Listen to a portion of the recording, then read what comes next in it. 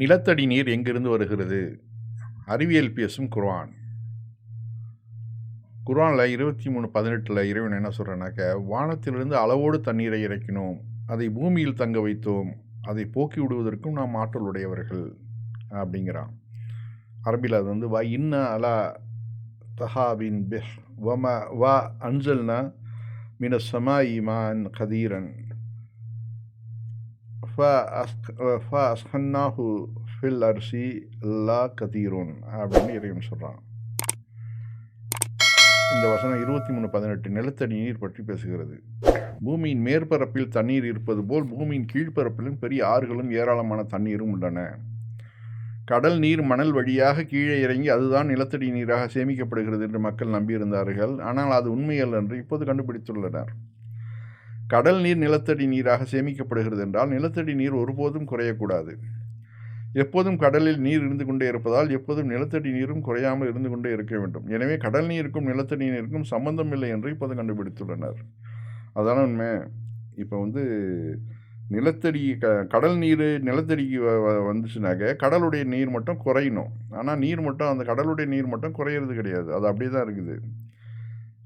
ஆனால் நிலத்தடி நீர் வந்து குறையுது கூடுது. அப்போ வந்து இங்கேருந்து கடல்லேருந்து முன்னாடி பழங்காலங்கள் என்ன நினச்சிருந்தாங்கன்னா, கடல் நீர் தான் நம்ம நிலத்தடி நீராக சேமிக்கப்படுதுன்னு நினச்சிட்டு இருந்தது. அது தவறு. இப்போ ஆகாயத்திலிருந்து பெய்யும் மழை ஆங்காங்கே பூமியால் உறிஞ்சப்பட்டு பூமிக்கு அடியில் நிலத்தடி நீராக சேமித்து வைக்கப்பட்டுள்ளது என்று கிபி 1580 கண்டறிந்தனர். இதனால்தான் கடலுக்கு அருகில் உள்ள நிலத்தடி நீர் அனைத்தும் உப்பாக இருப்பதில்லை. வானத்திலிருந்து அளவோடு தண்ணீரை இறக்கினோம், அதை பூமியில் தங்க வைத்தோம் என்று பல நூறு ஆண்டுகளுக்கு முன்பே இந்த பேருண்மைகளை திருக்குர்ஆன் தெளிவாக்கிவிட்டது. பெய்கின்ற மழை நீரை உறிஞ்சுவதற்கு ஏற்ப ஊர்களையும் நகரங்களையும் அமைத்து கொள்ள வேண்டும் என்ற மறைமுகமான வழிகாட்டுதலும் இந்த வசனத்தில் அடங்கியிருக்கிறது. இதை மனிதன் கண்டுபிடிப்பதற்கு 1400 ஆண்டுகளுக்கு முன்பே திருக்குர்ஆன் இதை தெளிவாக கூறிவிட்டது. திருக்குர்ஆன் இறைவேதம் என்பதற்கான சான்றுகளில் ஒன்றாக இந்த வசனமும் அமைந்துள்ளது. குர்ஆனில் பல இடங்களில் வந்து இது மாதிரி அறிவியலுக்கு மோதாத வசனங்கள், அறிவியலோட மோதாத வசனங்கள் நிறைய வந்துக்கிட்டே இருக்கும்.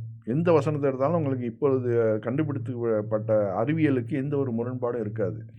அதனால் அது குர்ஆன் வந்து அறிவியல் புத்தகம் பண்ணால் அதுவும் கிடையாது. குர்ஆன் வந்து மனிதர்கள் நேர் வழி காட்டுவதற்காக இறைவனால் அருளப்பட்டது. அது வந்து காலகாலமாக ஆதவ நபியிலேருந்து இப்போது கடைசியாக நபிகள் நாயகம் வரையும், அந்த ஈசா நபியிலேருந்து நபிகள் நாயகம் வரைக்கும் வந்துகிட்டு இருக்குது. வரிசையாக வழி வழியாக வந்துகிட்டு இருக்குது, மக்களுக்கு நல்வழி கொடுக்கறதுக்காக.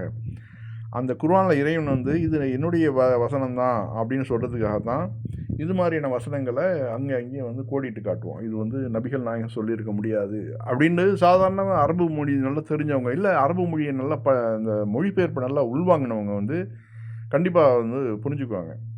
ரெண்டாவது, அந்த நடைக்கும் இந்த நடைக்கும் மொழியிலேயே வந்து 2 நடைகள் எப்போதுமே இருக்கும். ஒரு இலக்கிய நடை ஒன்று இருக்கும், சாதாரண நம்ம இப்போ லோக்கல் பாஷைன்னு சொல்லுவோம்ல, அது ஒன்று இருக்கும். நீ எங்கேருந்து வருகிறாய் அப்படின்னு கேட்குறதுக்கும் நீ எங்கேருந்து வர அப்படிங்கிறதுக்கும் நிறைய வித்தியாசங்கள் இருக்குது. அதே போல் தான் குர்ஆனை நீங்கள் படிக்கும்போது அதில் வந்து அந்த இலக்கிய சுவை இருக்குதுல்ல, அதை வந்து பார்த்துட்டு தான் அந்த அரபுகள், அந்த அரபு நாட்டு கவிஞர்கள்லாம் வந்து இஸ்லாத்தை ஏற்றது. இது வந்து இவரால் சொல்ல முடியாது. கண்டிப்பாக இவருக்கு எழுத படிக்கவே தெரியாது. நபிகள் நாயகத்துக்கு அரபு மொழி எழுத படிக்கவே தெரியாது. ஒரு உம்மி நபி அவர் எப்படி இதை சொல்ல முடியும் அப்படின்னு அந்த அந்த கவிஞர்கள்லாம் வந்து யோசித்தாங்க.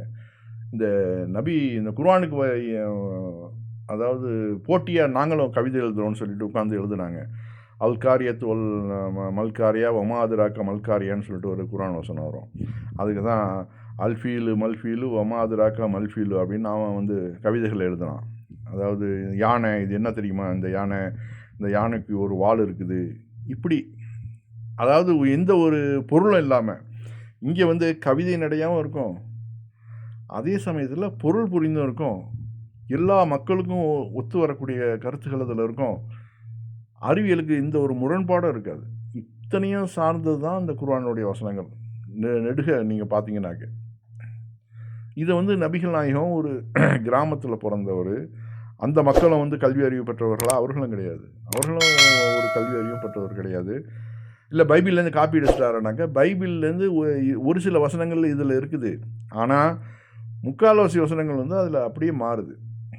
அதில் வந்து இயேசுநாதர் வந்து கடவுள்லாம் சொல்லுவாங்க. இதில் வந்து அவர் இயேசு வந்து ஒரு நபியாக தான் அதில் வந்து சொல்லப்படுது. இன்னும் நிறைய விஷயங்கள் பைபிள்லேருந்து மாறுபடுது. அதனால் அந்த வாதமும் பொய்யாகுது இங்கே.